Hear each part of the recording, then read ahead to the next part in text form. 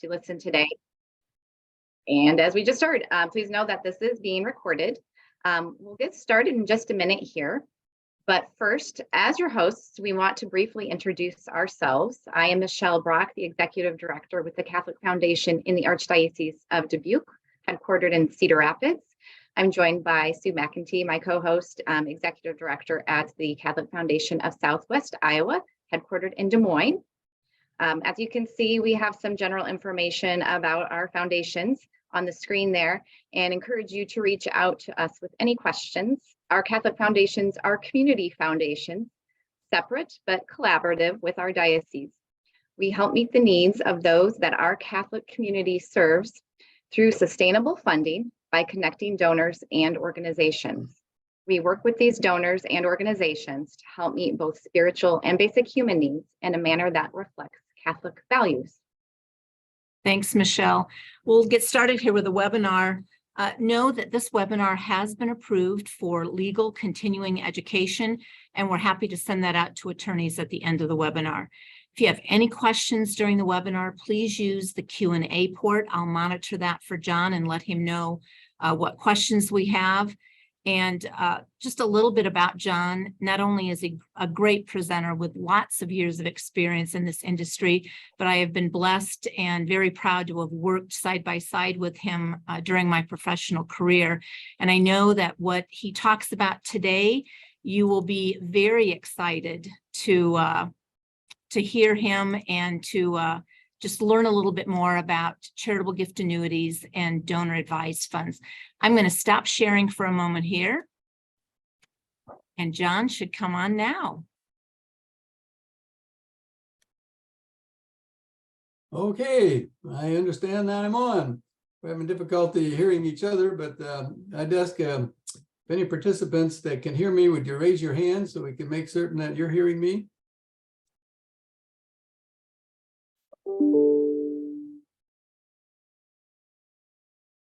Oh, I'm not seeing any hands raised. All right. Well, I think we'll move forward on that basis. And I'm going to share my screen here.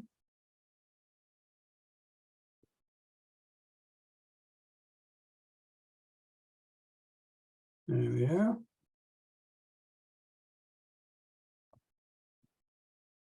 Okay. All right, you can hear. Now, if I can get this to go on the program that I want, that would be nice. There we go. There we go. So, hi. What's everybody doing? We're going to be okay, I think. So, I'm Johnne Syverson. I'm here in West Des Moines. And some of you may know me. I've been around for a long time, just getting old. I've had over 45 years experience in the financial services world. I actually started in 1972.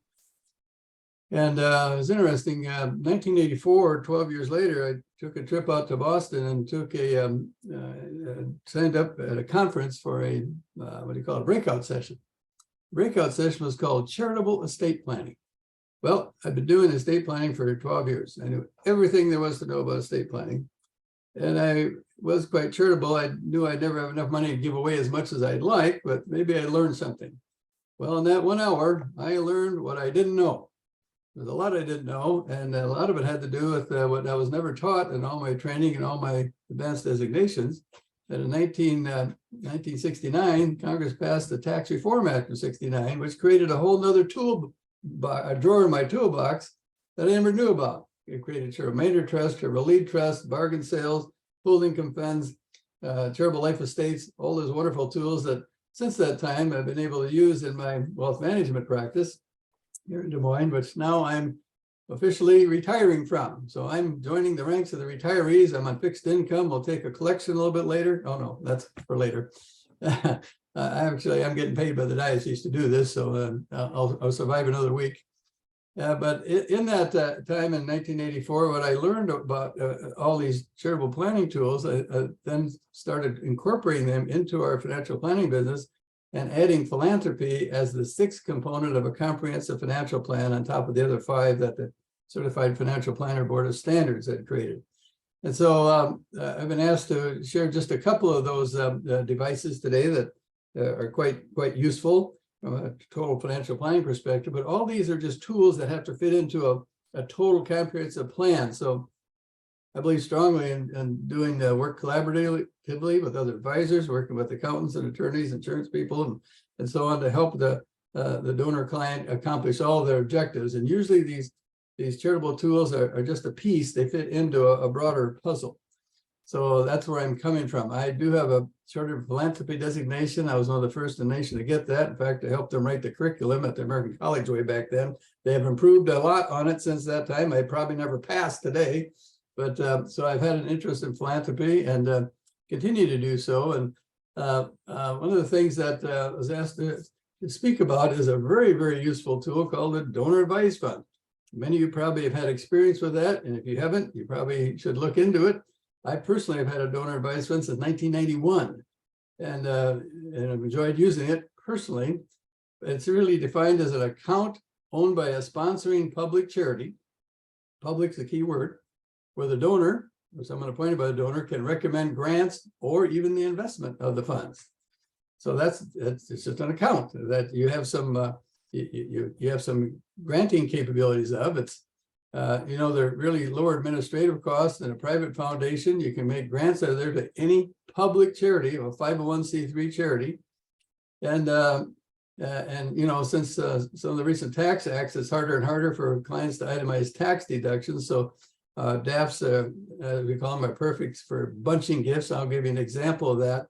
So you can itemize maybe every other year, every third year. So they're just a wonderful, wonderful tax planning tool to help people with their philanthropy. What I like about it is I've disconnected the tax deductible contribution from my ultimate distribution of charity. They don't have to happen in the same year. So when did DAFs really start? Well, some would say back in 1931, where the New York Community Trust set up something like a DAF. But then in 1969, the tax law I talked about had the law enacted that defined what private foundations were and weren't. And that's where then community funds created DAFs that are classified as public charities, where the private foundation is a private charity. And so we'll talk about some of those differences as we go along. Then in 1993, good old Fidelity, they kicked the ball and kicked the field goal and started the Charitable Gift Fund. It was the first major big commercial charitable gift fund. And they're still at it. They're one of the largest, if not the largest charity in the country today. And then back in the 90s, though, we started learning about abuses. People were trying to use these DAFs inappropriately, which happens to any good tax planning tool, unfortunately. And then finally, in 2006, Congress enacted some legislation that will actually define DAFs and give you penalties if you're not using them correctly. So the term donor advice fund simply means an account, fund or account, which number one is separately identified by reference to contributions of a donor or donors. Okay, it's set aside with your name on it. You can have a sub fund at a public foundation with your name on it, where you're the donor. And then, but the actual assets are owned and controlled by the sponsoring organization, the 501c3 that's holding this fund. In this case, it'd be the Diocese of Dubuque or the Diocese Foundation of Southwest Iowa. And that, by the way, those foundations, as I understand, are separate and apart from the diocese itself. Okay. And number three, with respect to which a donor has or reasonably expects to have advisory privileges. You don't own the account, but it feels like it, with respect to the distribution of and or some cases the investment of the amounts held in the fund or account by reason of the donor's status as a donor. Thus, it's a donor advised fund. And so, again, when you make a contribution to a donor advised fund, you made a contribution to charity, but you haven't made the ultimate distribution yet necessarily, because that fund is just a holding tank that's going to be able to be directed by you to make distributions out of that tank to public charities when you decide to do that. There are certain types of grants that you cannot make to out of a donor advised fund. You can't make a grant to your next door neighbor whose refrigerator just broke. They are not a 501c3 public charity. You can't make a grant for a non-charitable purpose. And you can't make a grant to something other than a public charity where the charity failed to exercise expenditure responsibility. It's a technical term. So you have to basically make a grant to a legitimate charity that's doing charitable work, that's recognized by the government, and to whom, if you made a direct contribution, it would be tax deductible. So the positives of a private foundation, let's compare this now to a private foundation. And by the way, I've been at this a long time. I've been doing this type of work since 1984. I have yet to set up a private foundation for a client. I've tore some down and turned them into donor advice funds. But what's the big attraction of a private foundation? It's control. You basically have your own board of directors. You can have your family serve. You can hire your family, give them a salary within reason, and so on. And again, you can make grants and you can control the investments. But the negatives from a planner's perspective are you're going to see that you get a lower income tax deduction for gifts of real estate and closely held stock. And then there are some additional taxes and excise taxes that are involved with that have to be paid out of a private foundation. And normally of higher administrative costs, it has a separate tax return because it is a separate taxpayer entity. And even though the word private is in the name of a private foundation, they're anything but private. You have to file a simplified Form 990 annually and report to the government, which is public information as to how much was in your private foundation and who you made grants to. It's anything but private, whereas a donor advice fund, you can elect to keep your distributions private or even anonymous. So I hope that gives you kind of a comparison on private versus what I call a public foundation, otherwise called a donor advice fund. Okay, now we're not there we go. Now, so with a donor advice fund, there are some negatives. You have loss of legal control over the investments. You cannot tell and demand that the charity invests those funds in a certain way. You can recommend, and they may or may not listen to you. Some charities are set up to allow for a donor to call the investment shots, and in other charities, they're not. I believe in the case of these two foundations in Iowa, they have strict rules about how the money is invested, and the donor does not have control over that. They may be able to select within a couple types of funds, but they can't tell the foundation where to invest the money, etc. You have to cope with policies of administrating the charity. Again, when you use a donor advice fund, that host charity, they set up the rules. In this case, it would be the two foundations that are hosting this event today. And so there are certain excise taxes on excess business holdings. That doesn't happen very often, but if you contribute some business interest to like in LLC units, C Corp stock, etc., and hold it in a donor advice fund, you can hold it for 5 years. And if you don't have a plan for distributing that, you can get some heavy excise business holding excise taxes. It doesn't happen very often. I've done it a couple of times, and basically we had to kind of unwind it about 10 years down the line because we ran out of excuses to hold it there that long. On the positive side, lower administrative costs. You don't have to worry about filing a tax return for this foundation because it's a public charity. The public charity files one tax return for the whole foundation. You have public charity status for donations, and I'm going to compare the two tax statuses of private versus public in here in a little bit. And you have access to staff if it's a community foundation that's hosting it, or in your case, Catholic foundations are hosting this. You have access to your staff that can maybe help you make decisions on grant making. You're looking to support a particular Catholic entity that helps children or orphans. Well, if you don't know where they are, go to Sue and Michelle. They will tell you where they are, and they can help you make those grants. And kind of a big positive, in my opinion, is the anonymity for grants. In fact, you can make a grant to a nonprofit and not be exposed as to where the grant came from. You won't even get a thank you note. They won't even know you did it. It's just an anonymous grant from a nameless donor advice fund. Why would someone want to do that? Well, a couple of reasons. Maybe you want to make a major gift to a particular nonprofit. Maybe it's your own parish to kickstart a big campaign, but you don't want anyone to know about it. You want to kind of do your giving in the closet, like the scripture would say. Want to be real low key. Number one. And number two is if you also don't want to get on everybody's mailing list and get all kinds of solicitations thereafter for making a major gift. So you can make your grants anonymous, or you can make them known. So here's a nice chart that I found years ago comparing a donor advised fund to a private foundation.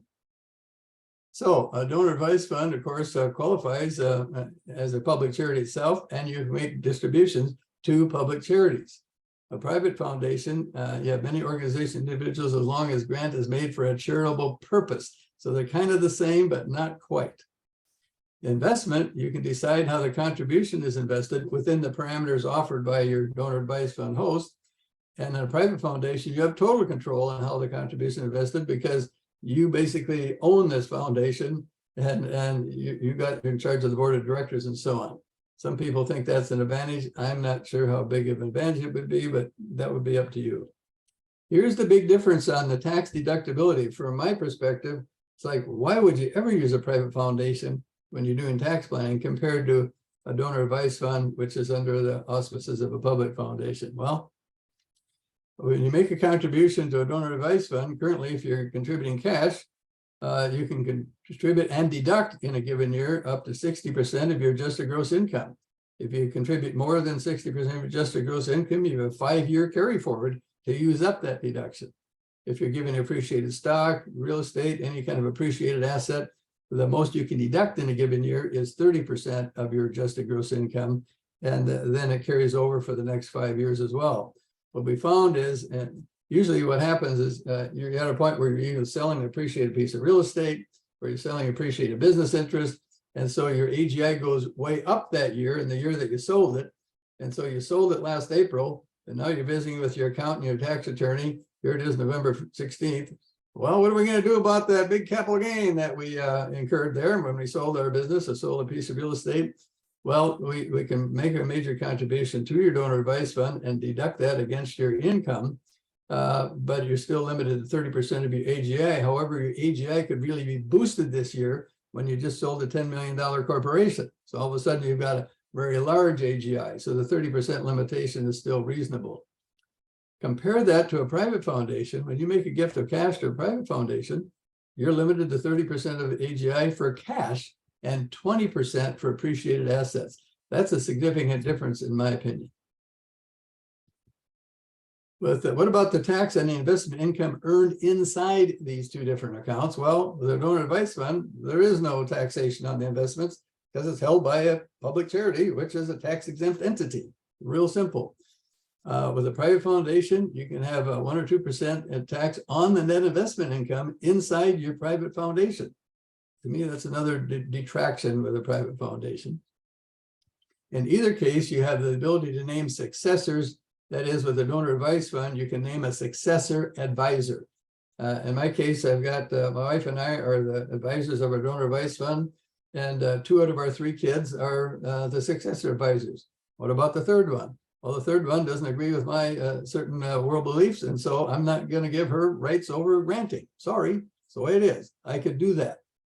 With a private foundation, you also have the ability to name successors to keep it going. However, what I found with these private foundations, when it hits the second or for sure the third generation, they didn't set it up. It wasn't their idea. It was either dad's or grandpa's idea to set it up. It's just a headache. We don't want to meet. We don't want to have these meetings. We don't want to do all these filings. How do we shut this thing down is more often what I hear from future generations on private foundations. With the donor advised fund, the next generation, it's real easy. Someone else is doing all the administration for them. Now they have a charitable checkbook that they can just make grants out of for the money that mom and dad or grandma and grandpa put into there for them, got the tax benefits. And so now the heirs have just granting power, and they could grant it all out the year after mom and dad die if they want. Depends on how you set up your granting parameters within your DAF. So, the question is, when do you consider one versus the other? Well, if a donor advised fund, if you want a turnkey giving solution with low cost and potential to grow tax-free over time inside the fund. So you can create a larger pool of giving. If you're going to front load this donor advised fund, maybe in the last 5 years that you're working, making the big bucks, and when you retire, you're going to be on Social Security, a little pension, a fixed income, and you still want to do charitable giving. It's a nice, we call it building a charitable war chest. with a private foundation, you would do that, set one of those up when you want to operate your own charitable organization, employ staff, hire investment managers, actively manage grant making, and sponsor charitable events. Sounds like you have too much time in your hands as far as I'm concerned, but that would be a reason to set up a private foundation, because you do not have control over donor advice fund. You have recommending power, but that's it. And then this deal about supporting charities anonymously, which I already mentioned, you have that right with the donor advice fund, which is a public foundation, but it's really private from an anonymity perspective. With a private foundation, it is actually public, and you have no anonymity. Makes no sense. So what about getting one of these started if you don't already have it started, if you're recommending this to a client? With a donor advice fund, it's just you fill out an application and you say who's going to be the advisors, who's going to be the successor advisors, and who's and what do I want upon my death as far as the disposition of this donor advice fund. You could say, the kids don't want to mess with this, just send 20% to 5 different charities of my choice and it's done. Or you could say, I do want this to perpetuate for several generations. I'm making my kids and grandkids the advisors and I just keep on going with it. Some donor advice funds have minimums to get started. Some are still at 5,000 or 10,000. I believe the Catholic foundations have a minimum of 25,000, if I'm correct on that. And some are even starting with minimums of 50,000. And then to start up a private foundation, oh my goodness, you got to lay out some cash because you got to legal fees to get it going. You are actually applying for nonprofit tax exempt status with the IRS. You're creating your own charity. And right now it can take months to receive your 501c3 determination letter. And sometimes that can impinge you if you sold a major asset this year and want to get this started and get a deduction before the end of the year. You may not have time. So you can see why my bias is toward a donor advice fund for all the practical and cost reasons. To me, a donor advice fund looks, acts, and smells like a private foundation without the negatives. So I'm a visual learner, so I say let's stop giving out of our checkbook. Let's set up a donor advice fund. You see this green bucket here. You see that little umbrella on the top, the blue umbrella? You know what kind of umbrella that is? Some of you have heard this before. That's a tax sheltered umbrella. And whatever happens underneath that umbrella is exempt from the IRS getting a piece of it. So think about it as a tax sheltered investment account. And into that account, you can contribute cash, but even more likely and more beneficial would be to contribute that Microsoft stock that you bought in 1972, or that piece of land, or that piece of business interest, or it used to be crypto, but crypto's gone to heck again. So you're putting appreciated asset into the donor advice fund where then it can be sold and reinvested in a more broad portfolio, but it's being sold under that blue tax sheltered umbrella.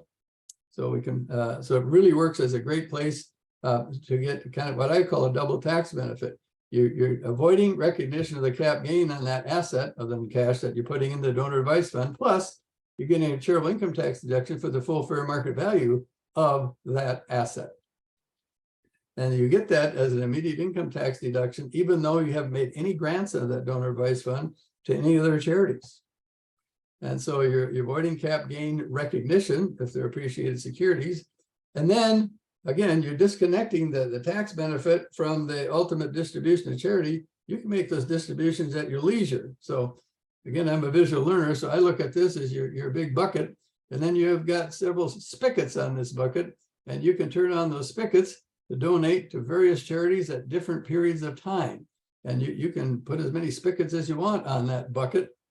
And all you're doing is going to the donor advice fund host, the foundation, and saying, I want to make a grant of $500 to XYZ parish. I want to make a grant of $500 to ABC Young People's Organization, whatever it be, as long as they're a tax exempt entity, 501c3, it works. So then guess what? You get one receipt instead of many. This is public information. You remember Barry Griswold? He was the CEO of Principal Financial Group here in Des Moines for years. A very philanthropic guy. His rule was if somebody asked me for a donation, I give it to him. That's quite a policy. But anyway, one year, and then after he retired, he he went to work and he became the president of the Duane Community Foundation, which hosts these donor advice funds. He did that for about 5 years and took a whopping salary of about $1 a year. That was his kind of give back to the community. Well, 1 year he got audited, and he had made 85 charitable donations that year to 85 institutions. Well, on the audit, they found he couldn't find 2 of his receipts. So he only got to deduct 83 of those contributions. And here he is with the Community Foundation, who hosts donor advice funds. So I said, Barry, why don't you get yourself a donor advice fund? You got him right down the hall.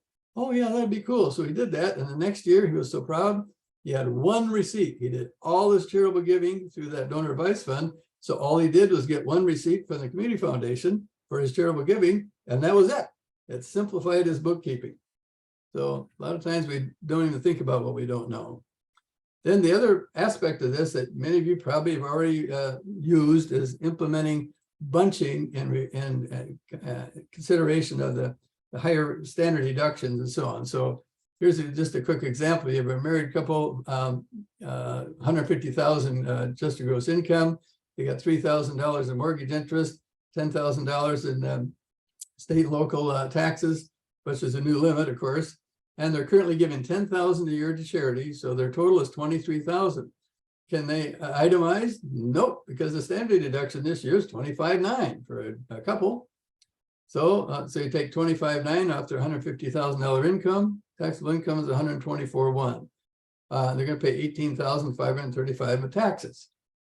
Now, if they set up a DAF, they still have $150,000 of income, still have $3,000 mortgage interest deductions, still have assault limitation of $10,000, but then that year they give $20,000 to their DAF. Well, you add those up, now that's $33,000 of deductible expense, and they can itemize because it exceeds the standard deduction of $25,900. That drove their taxable income that year down to $117,000, and thus their taxes were down to $16,900. All right, so what they've done is just kind of bunch they're giving, because the next year after, they have the same income, the same deductions, and they're going to give 0 to charity and not claim that because they only have $13,000 of deductions at that point. So they take the standard deduction, just like they did prior to having a DAF. And then if they wish, they can make a $10,000 grant of the 20 that they set aside last year in their DAF. And so the charity's income is static. That's going to be a routine, but for the donor, they saved some tax dollars, let's say every other year in this example. So that's what we call bunching your charitable deductions, and a DAF is a perfect way to do that because you get the deduction this year for the $20,000 and don't have to make the distributions for part of it until next year if you don't want. Okay, so let me just stop there, and before we shift to, well, look at there, I'm halfway done and half our hour is gone. Sue or Michelle, are there any questions that you can feed me somehow through the mechanism here? I see there's a chat. I can look at the chat. Oh, it says here your DAF minimum is 10. I thought I read on the website it's 25,000. So it is 10. There's no questions according to Sue. I'm sure Sue will have a question. I've known Sue for a long time. She's always got good questions. All right, well, unless you have any questions on DAF, we will proceed to another instrument that I learned about in 1984. It's called a, I'm coming now, I gotta get out of there. Charitable Gift Annuity. I'm sure many of you, the professions, are familiar with charitable remainder trust, which I learned about in 1984. To date, I think I've implemented 85 of those. We're working on a new one right now for $6.5 million worth of real estate. A charitable remainder trust is a wonderful financial planning and estate planning tool to create retirement income and reduce estate size. The charitable gift annuity is what I would call the ugly stepsister, and it's not really that ugly. But a charitable gift annuity is like a charitable remainder trust minimized. It's the mini version. It's simply a 3-page contract between a charity and a donor that guarantees them income for life in exchange for a gift of assets. So it's very similar to a CRT, but much simpler. In this case, at the donor's death, they stop receiving their income. 100% goes to the nonprofit or nonprofits that were recommended in the document that they created. Some charities will issue their own gift annuities, others will outsource that. We'll talk to you about that in a minute. Payments to the donor from a gift annuity, just like a commercial annuity, can be either immediate or deferred to a later age, depending on your life circumstance. Either way, the donor gets an immediate charitable income tax deduction calculated very similarly to that of a charitable remainder trust. And that is, you get a deduction for the present value of the future remainder that's going to go to charity at your death if you die right on time, according to the actuarial statistics. And even if you don't, the deduction was the same when you set this up. Okay, so you don't get a dollar for dollar deduction like you would with putting the same amount of money into a donor advised fund. For the charitable gift annuity, you're going to need a deduction for what is in the future going to go to charity, because remember, you retained a life income interest on this in the form of those annuity payments for your lifetime. But guess what? You know, charitable remainder trusts were started in 1969 by Congress. Gift annuities have been around for 160 years. How come I never heard of one until I went to a conference in Boston in 1984? I don't know. Reason I think is nonprofits don't have big marketing budgets like financial institutions do. So they're not out there saying, hey, we've got these things, but they've been around a long, long, long time. Okay. There are only two types of charitable gift annuities. I told you it was simple. You have a single life annuity, so on the life of one person, or you have a two life annuity on the lives of two people, and they get the income together during their lifetime, and at their death, the survivor continues to get the full amount that they were both getting. And at their death, in either case, whatever is left stays with the nonprofit if they issued that gift annuity, or goes to the nonprofit by an outsourced foundation that's doing that on behalf of another charity. Very simple. Well, the point is, you can't do 3 or 4 or 5 people. You can't have successor annuitants like you can with a charitable remainder trust. Charitable remainder trust is much more flexible than a gift annuity. That's what makes a gift annuity simple, but you give up flexibility. So again, aha, there you see my green bucket, and there you see my tax sheltered umbrella, and there you see my spigot. Those are my favorite. I'm not much of an artist, but that's the best I could do.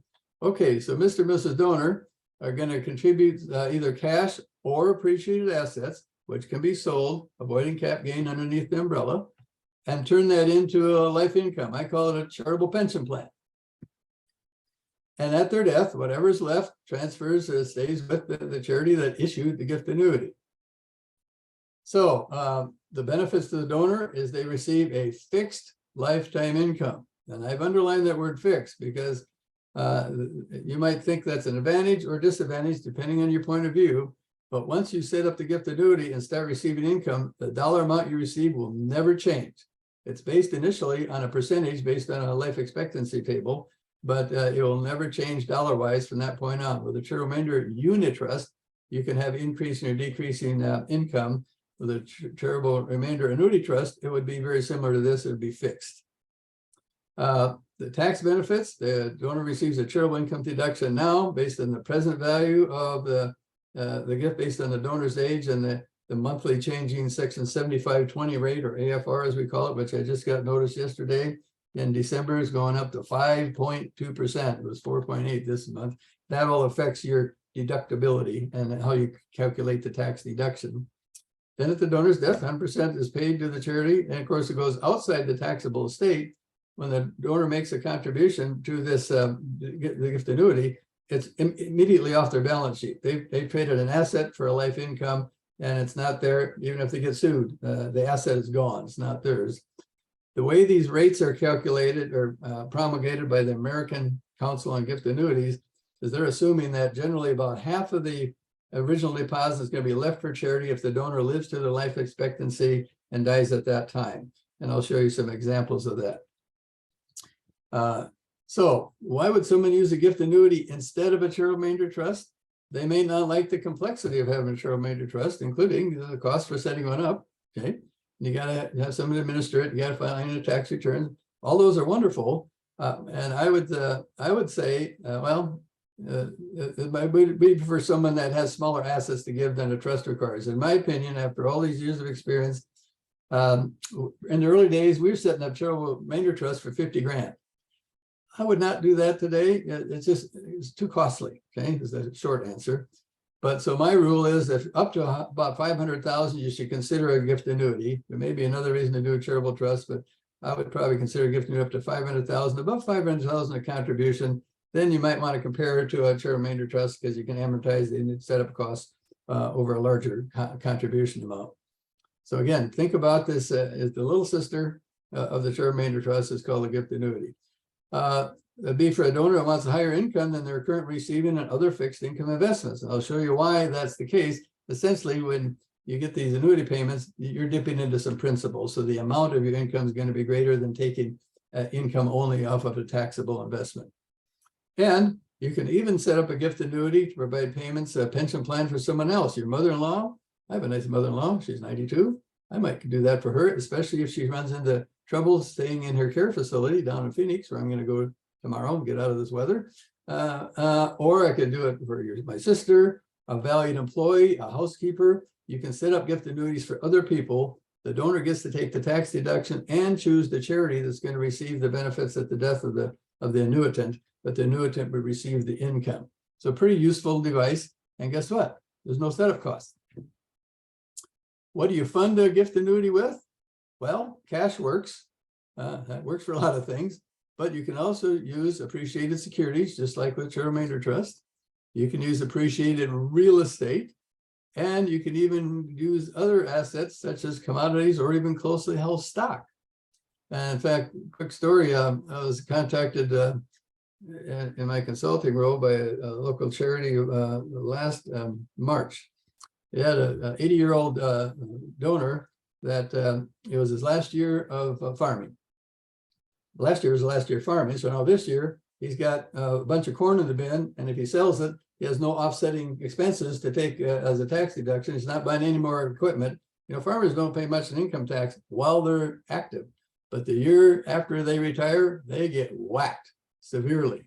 So this person had 245,000. No, it's he had how many? He had a lot of bushels of corn in the bin, and it was worth about $270,000. So we put that corn into a charitable gift annuity, sold the corn the next day at the elevator, and he's now getting a nice income stream. I believe at age 80, he's getting like a 7% income stream for the rest of his life that he can't outlive. And at his death, whatever's left is going to be for the charity that helped him set this up. He was going to include that charity in his will, but this way he's getting some nice benefit out of it. He was able to avoid recognition of having $270,000 of ordinary income, which he would have had he just sold the corn outright. Okay, so it's kind of interesting how you can use these in planning situations. So who determines the annual rate of annuity payment that the donor is going to receive? That's it's based on the age of the donor at the time of the gift, and these rates are determined by the American Council on Gift Annuities, which is a separate kind of entity subscribed to by most of the nonprofits, but it's not a nonprofit itself. It just kind of sets rates actuarially. They meet twice a year to determine what their current suggested rate is. It's not mandatory, it's a suggested maximum rate. And of course, the older you are when you start getting payments, the larger the payments are going to be because you have a shorter life expectancy, just like you would with a commercial annuity from an insurance company. Payments can normally come out to the donor quarterly, semi-annually, or annually, depending on the wishes of the donor. So here's an example. These are the current rates that just went into effect July 1st of 2022. The last change in the rates was back in July of 2020. And so if you're 75 or let's say you're 80 years old today, like my farmer from Northwest Iowa was in March, excuse me, you're going to get 7% of your initial deposit. That's going to be your income for the rest of your life. So if you put in $100,000, you're going to get $7,000. What happens to rates in the future will not have any effect on your income. You're going to get $7,000 for as long as you live. But you know, where else can you get this kind of a payment return in the markets today with some tax benefits? So it truly is a wonderful device for what I would call regular, normal folks that are not gazillionaires, but they're trying to do something good for the church, for their charitable organization, but they need to do something good for themselves too, to help undergird their own financial security for the rest of their life. right now, the oldest baby boomer is age 76. So the industry is saying the next 10 years is going to be kind of a really good time for issuing gift annuities, because older adults, the older you get, the less risk you seem to want to take. And with the uncertainty of markets and so on today, there's a lot of interest in getting some kind of a level base of guaranteed income, just like the old defined benefit pension plans that we used to have. You don't see many of those anymore. So a charitable gift annuity can provide that. So the tax benefits for the CGA is, of course, you get this partial income tax deduction upfront when you make the contribution. But then the income received by the CGA is a little different than any other instrument, depending on how you fund it. If you fund it with cash, about 80% of your income will be tax-free return of capital until you hit your life expectancy, and then it all becomes ordinary income from that point on, okay? At the donor's death, whatever is left gets paid to the charity outside the taxable estate, just like a remainder trust. And again, we would generally project that about half of what was originally put in is probably what the charity is going to receive. If the donor dies sooner, the charity will get more. If the donor dies later, the charity will get less. Now, the thing you need to know is, what if that account gets exhausted? What if this donor lives to 115? Well, the charity is still obligated to continue making those payments, even if the amount in their account went to zero. Okay. Now the charity has to dip into their other pocket to make the payments, because it's a contract between the charity and the donor, regardless of what's left in their account. So there's some risk to the issuing charity. Advantages versus disadvantages of any financial instrument, as most of you know, there's pros and cons. Advantages of a gift annuity: you get some initial income tax deduction, you have a guaranteed fixed payment for life, like a old defined benefit pension plan without a COLA. You get partially tax-free income for a period up to your life expectancy, and at the same time, you're making a planned gift. You're leaving a lasting impact that to be remembered by in your community. Disadvantages: the main one is lack of flexibility. Comparing this to charitable remainder trust, night and day as far as flexibility. You cannot change the income once you start it. The only change would be to discontinue the payments and give the remainder to the nonprofit early. That's all you can do. That is it, period. A lot more flexibility with a charitable remainder trust if you need that. So what is a charitable gift annuity not? It is not a commercial annuity issued by an insurance company. With a commercial annuity, there's no charitable deduction, obviously. And you're essentially, when you annuitize an annuity with an insurance company, you're naming the insurance company as the beneficiary if you die before your life expectancy. So here's a little case study for Mary Jones. She's a fictitious retired professional. She's 75. Her husband died a year ago, and she could use some more income, couldn't we all? But she wants to leave a legacy gift to her favorite nonprofit, but she's a little concerned, am I going to have enough? Am I going to have enough? Common, I've heard that for so many years. That's a common issue for older adults. So we show her what would happen if she set up a charitable gift annuity. So she takes $50,000 in cash that she got from a life insurance policy that her husband forgot about. So she says, what can I do with this? We got to do something with it. So she puts it into a gift annuity at a nonprofit. At her age 75, under current tax rails and so on, that $50,000 of contribution will provide her with a tax deduction this year of $24,739.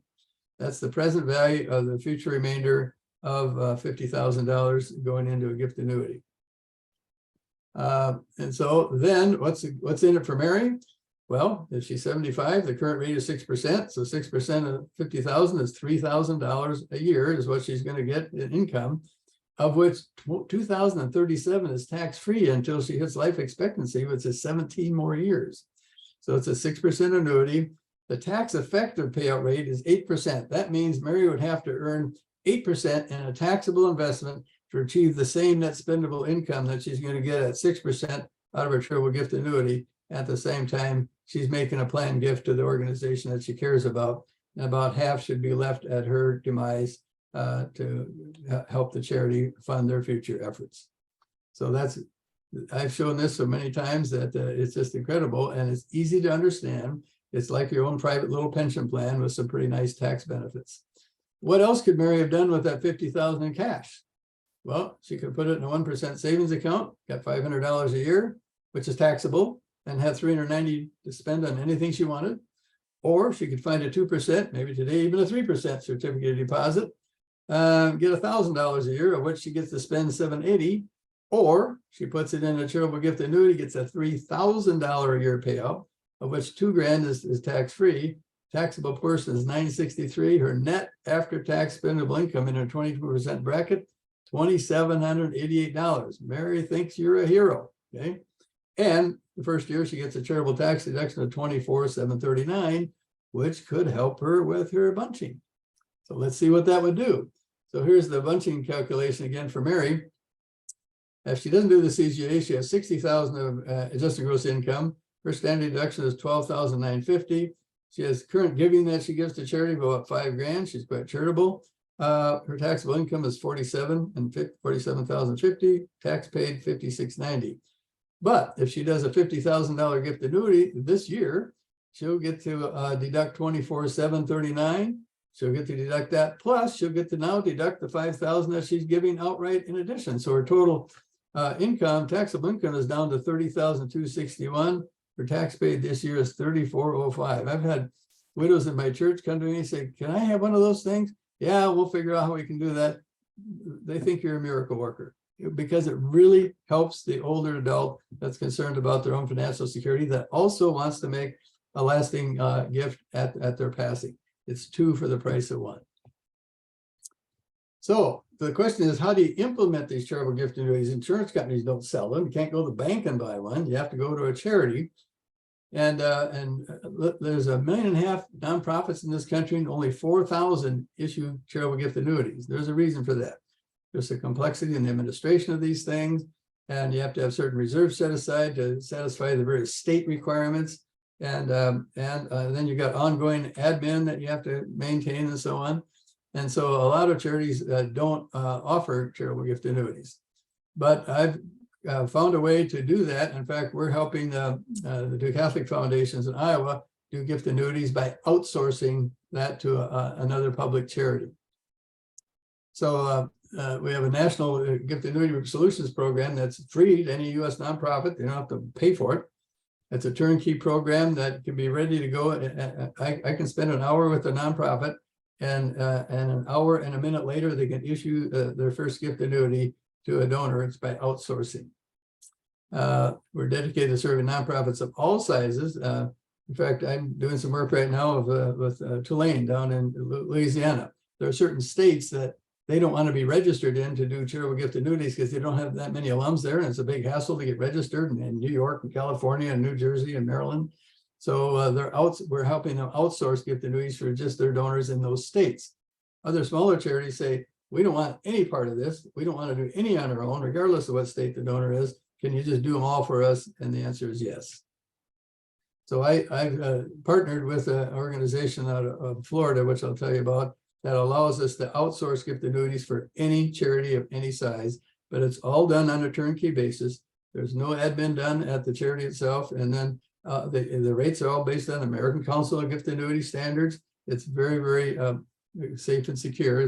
And the name of the firm is the National Gift Annuity Foundation, NGAF for short. It's been around for about 10 years. So again, the donor puts their assets into a gift annuity hosted by a National Gift Annuity Foundation. The National Gift Annuity Foundation provides them with the fixed income for life, tells them how much their deduction is, issues a 1099 every year to them as they have to report in their income tax, does all the administration, and then at the death of the donor, just like in the donor advice fund, can name the remainder interest to go to their public charity. So this National Gift Annuity Foundation is like a pass-through. It's kind of like a donor advice fund that issues gift annuities, if you will, in euphemistic terms. And guess what? You can actually name a donor advice fund as the remainder charity because it's a public charity hosted by a public institution. Okay? So that's how these can be outsourced, and that's what your Southwest Iowa and Dubuque foundations are using now for gift annuities. And so the minimum amount for setting up a new gift annuity for a donor is $20,000 deposit. And minimum age to start receiving annuity payments is age 55. And most people are in their 70s and 80s when they set these up. The contract, there's no contract by the referring charity. They put us in as a line item in their budget. And the gift agreement is with the donor and National Gift Annuity Foundation, and the nonprofit, it could be their own donor advice fund, is named as the beneficiary, just like they would name a nonprofit as beneficiary of a life insurance policy or an IRA. Same thing. So there's no chain of title, there's no liability coming back to the beneficial charity. All they do is sit around and take the donor for dinner once a year to enhance their relationship. And when the donor dies, they have to cash the check coming out of National Gift Annuity Foundation, who then sends 100% of the remaining value out to the charity that was named in the contract. So the nonprofit remains the relationship with the donor. National Gift Annuity Foundation doesn't jump in and start messing with your client. They just simply send money and send 1099s. That's all they do. And so there's no cost to the donor or to the nonprofit. There's fees taken out of the account itself to satisfy the administrative needs of the National Gift Annuity Foundation. So it's really clean, turnkey operation. And it's probably not too critical for the Catholic foundations in Iowa, but if you have a client or donor that's now moved to Florida or moved to Arizona, and they want to do a gift annuity to benefit either the Catholic foundations that we're hosting by today, they can do that even if they live in another state.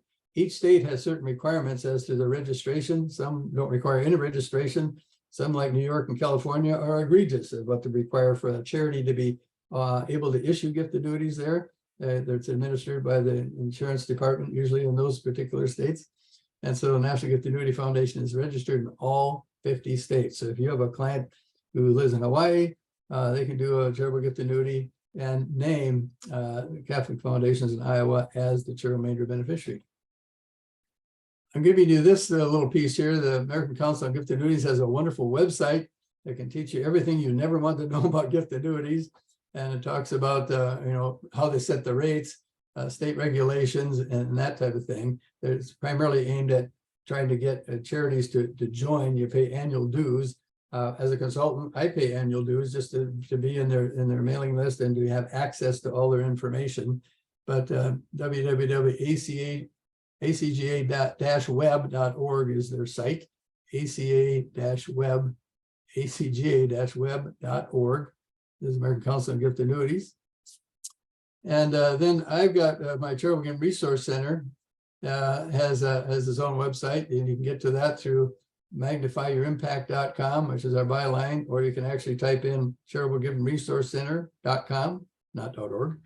And on the front page, there's a little green button that says Life Income Calculator. You can punch that button and you can get to this screen here, which is actually run by the Stelter Company here in Des Moines, which is a lot of plan gifting, marketing information, and so on. And you can actually plot out what a gift annuity would look like, even a charitable remainder trust. It's all free. And if you just want a quick snapshot of, well, if I'm 72 and I put $75,000 into a gift annuity, how much will I receive as income for the rest of my life? What part of it, what's the deductible part? And how much do I get back to income tax free? It gives you just basic information. And so you can play with that if you're trying to model that out for a particular client. It's free. Go to my website, magnifyyourimpact.com. Side note, do you know where that came from? Sue, do you know where that came from? I can't hear you, Sue. Oh. I'm here. Yeah, Sue created that byline. She used to be part of Charitable Gift Resource Center until she grew up and got a real job. So that was her. So our role is to help magnify the impact of charitable gifts to nonprofits, particularly in the plan gift and estate planning sector. So that's my story. I'm sticking to it. Thank you for your attention. We've got 5 minutes left for any questions come in. Sue? We've got one question. And Larry, I would like to know, can you fund a CGA? I can't hear you audibly. Let's see. Can you briefly address testamentary CGAs? I forgot that. Thank you. Oh, and that says you also do gift calculators on your website. Well, they got plenty of gift calculators. Okay. A testamentary CGA. What is that? Well, testamentary means what? Goes into effect at your death. So you remember the recent Secure Act of 2019, which basically did away with the stretch IRA provisions for an heir inheriting an IRA could take RMDs based on their age now for the rest of their life and spread that tax liability out over their lifetime. Now that's confined to a 10-year period. You got to take it out within 10 years, you get the 50% penalty. Well, we've created what's called a charitable stretch IRA, where the donor can set up now a testamentary charitable gift annuity for their heirs. I'm doing one right now for a doctor down in Houston, and he's got $3 million in IRA assets, typical doctor. And he's got a stepson that he wants to make sure he's protected. He's 53 years old, and he wants to help him spread that tax liability out. And he doesn't want anyone to take it away from him because he's the stepson's maybe not real good with money. So we're setting up a testamentary gift annuity, which names the stepson as the annuitant.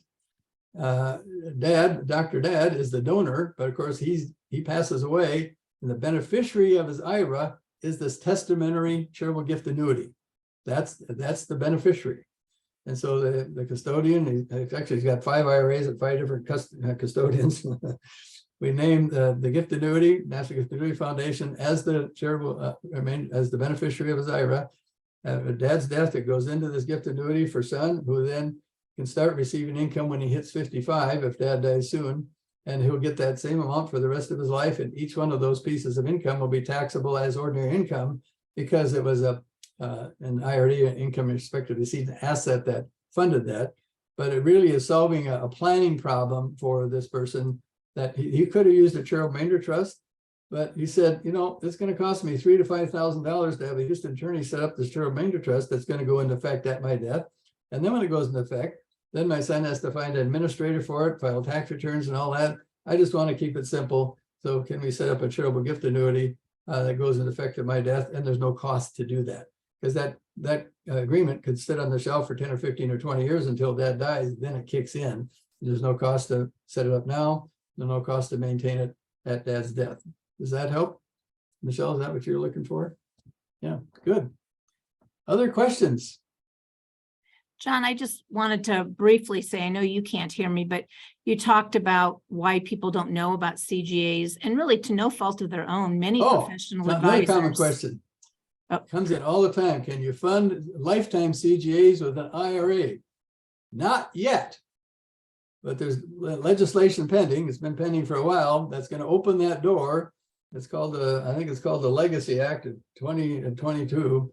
If the Congress would pass that, if they get their act together, you could actually, their proposal is that you could fund a lifetime gift annuity with IRA assets up to $50,000, which is no big deal. But that opens the door, and often what will happen is then in future legislations, they might increase it. That's a big deal if that gets passed, because we get that question all the time. A lot of people are sitting on IRA assets, and that's their biggest chunk of asset, and they don't need all the income. They'd like to get some of that out of there and make a charitable gift out of it today.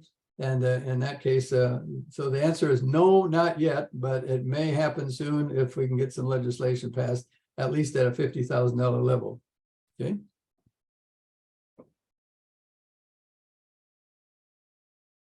Any other questions? John, hopefully you can see me talking, but one of the questions, or one of the comments you brought up was about nobody knowing about CGAs, and really to no fault of their own. Many financial advisors may not know about them, but they may not use them because there's no lasting income for them for that.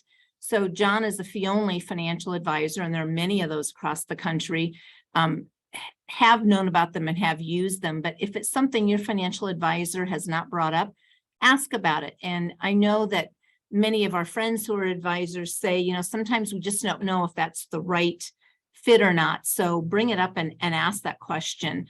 As John said, we do have the calculators on both of our websites, both the Dubuque website and ours, if you want to go out and look. And both of our offices are considered the planned giving offices for our diocese.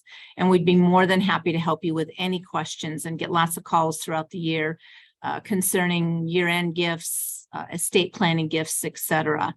But any other questions that any of you have for John today?